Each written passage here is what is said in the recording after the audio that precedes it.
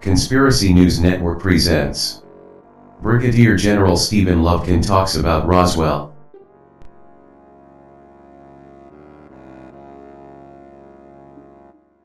We were in the basement of the Pentagon, and in those days, that was in 1959, there was a tremendous amount of security there in the basement of the Pentagon, and anybody who's worked there knows what I'm talking about. I learned a lot about Project Blue Book. Blue Book was discussed quite openly in the office. Sections of Blue Book were open for discussion, and then there were other matters as well that were brought to our attention one afternoon when we were just about ready to finish up training. It was about 3:30, maybe 3:45 in the afternoon.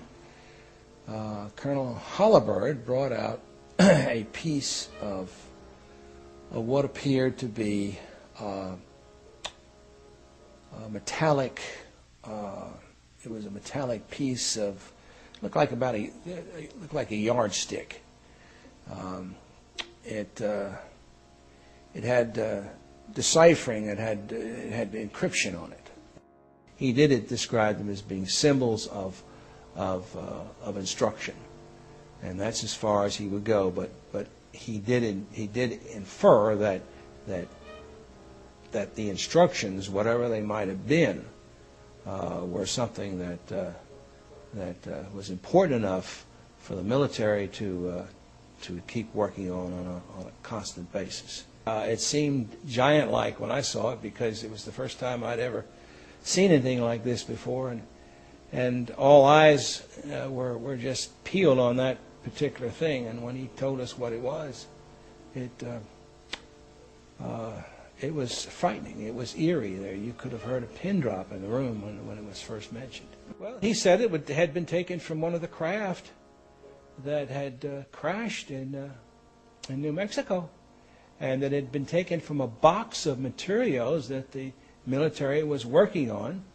They didn't use the word reverse engineering at that time, but it was something similar to the reverse engineering that they felt like they needed to work on, and it was going to take years to do this.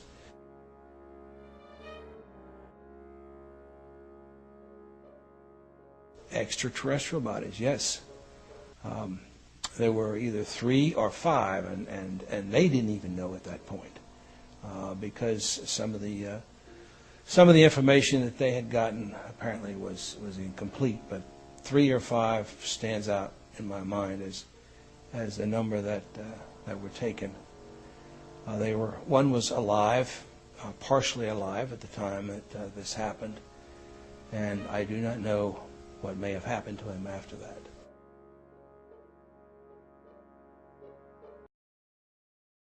The findings that were put in there were highly scientific, and they were highly gone over by the people that knew what they wanted to put in there.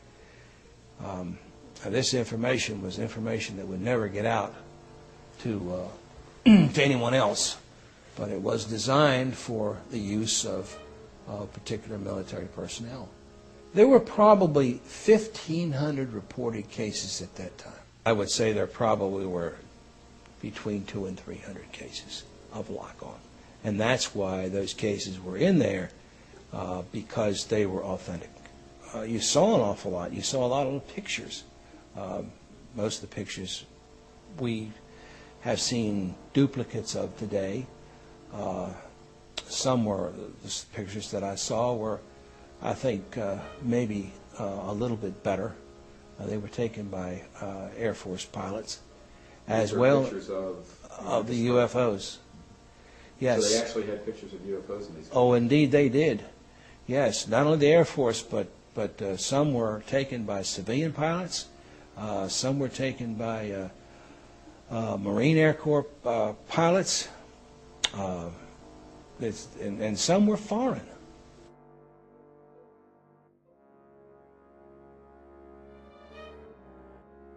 The whole process of dealing with the UFO phenomenon